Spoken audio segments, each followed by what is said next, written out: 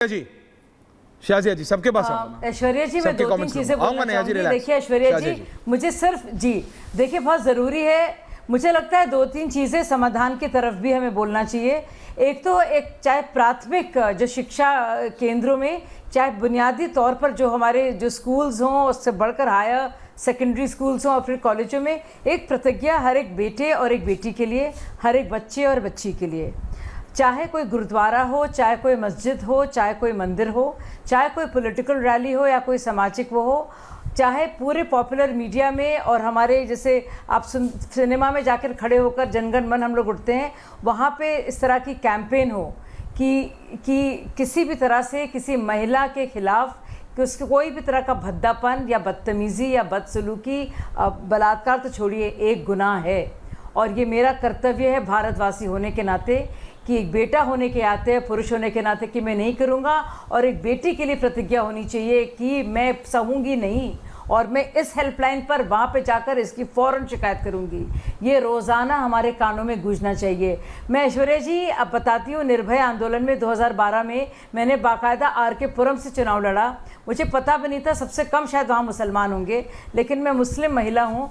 और बताएं क्यों? क्योंकि आर.के. पर है मुनीरका स्टेशन में, आपको याद है बस में मुनीरका की वो बस थी जहाँ पे निर्भया का रेप हुआ। राम सिंह, मुकेश सिंह और विकास कुमार, उसमें से अक्यूज में से 3 जो थे, बल्कि कल्प्रिट्स, परपेट्रेटर्स रविदास कैंप से आते थे। रविदास कैंप कहाँ था? आर.के. पुरम में। उस वक्त की DCW की हेड कहाँ से थी? आर.के. पुरम से। पहली बार किसी ने चुनाव लड़ा था, वो भी महिला सुरक्षा पर मेरी ही पार्टी ने उस वक्त मेरे खिलाफ आखिरी में एक झूठा स्टिंग किया और मैं ऑनरेबली उसमें एक्सोनरेट हो गई, लेकिन वो सब पुरुष ही थे और उन्होंने अपनी मिलकर मुझे हराया, क्योंकि मैं बात करी थी बहुत अलग। तो कोई सपोर्ट नहीं मिलता है, ये बहुत मुश्किल होता है, आप समझिए। और अगर कोई महिला बढ़ रही होती है और इस इशू से बात कर रही होती है, उसे दबाया जाता है। तो मैं सब महिलाओं से कहूँगी, कम से कम ऐसे मौजू पर हम सब लोग मिलकर कुछ करें।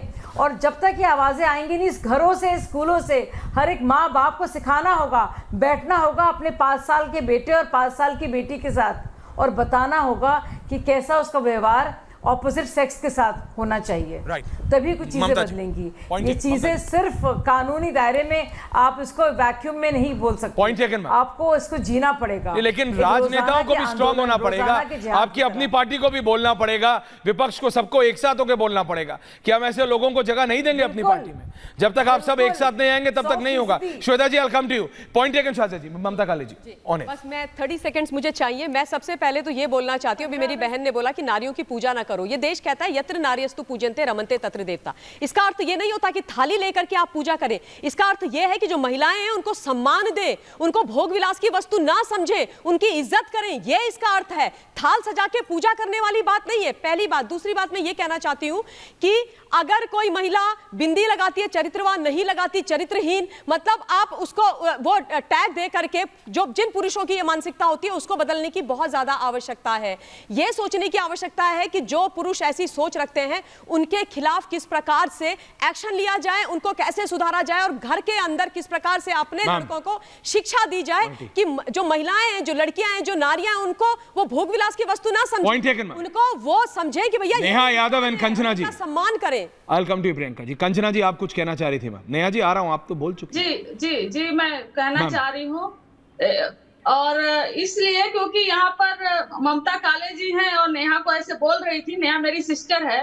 ये बीजेपी फॉर इंडिया की जो है, बीजेपी फॉर दिल्ली की जो है मीडिया सेल की को हेड हैं और सामाजिक प्रवक्ता, सामाजिक जो भी बनकर बैठती है, तो भारतीय जनता पार्टी के ही लाइन में बोलेंगी। नहीं, ममता जी नहीं, ये नहीं चलेगा। सादिया जी ने बहुत एक सेकंड, आप करती हैं तो आप करती हैं, कोई बात नहीं, आप अपना पॉइंट पे बताइए।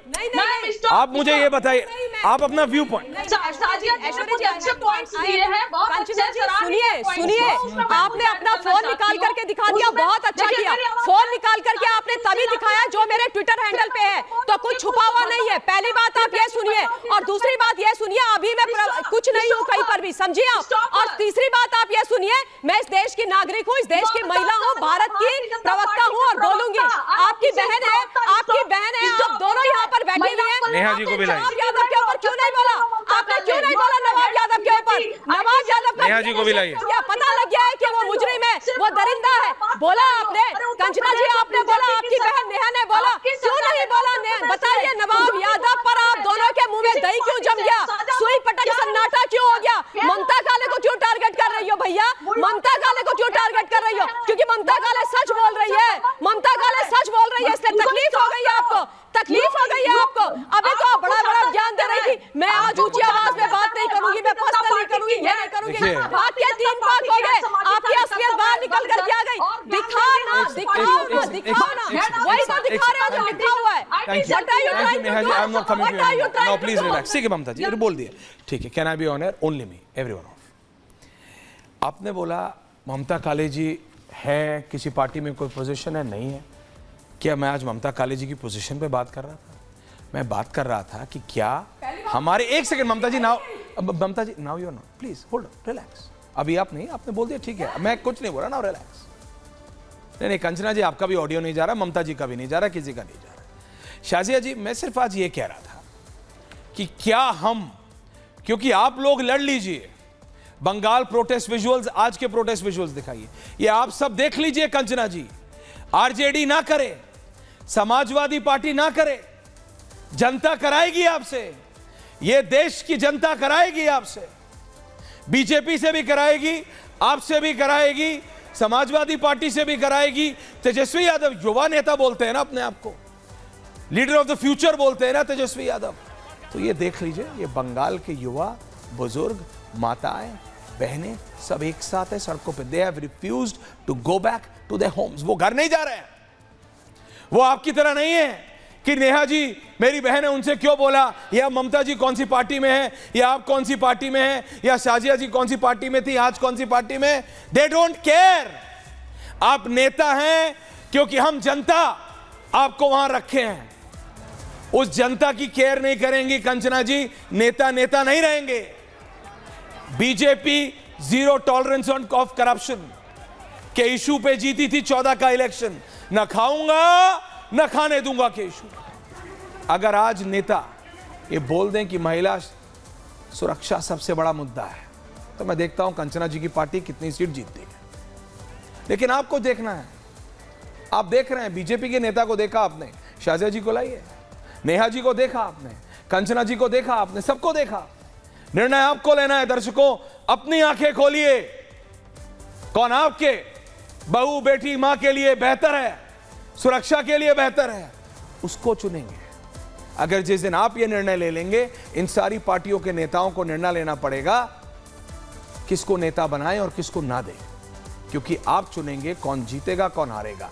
कंचना जी को बहुत दिक्कत है ना कि वो नेता हैं, उनसे कैसे पूछ लिया, नेहा जी को पूछना है उनसे, भाई चली गई, ठीक है, कोई बात सिर्फ इतनी है। ममता जी किस पार्टी में थी है बात नहीं है, शाजिया जी किस पार्टी में थी है वो बात नहीं है, बात है महिला सुरक्षा और कौन सी पार्टी ने कितने ऐसे लोगों को टिकट दी है जिनके ऊपर ऐसे केसेस हैं। ये रियलिटी है।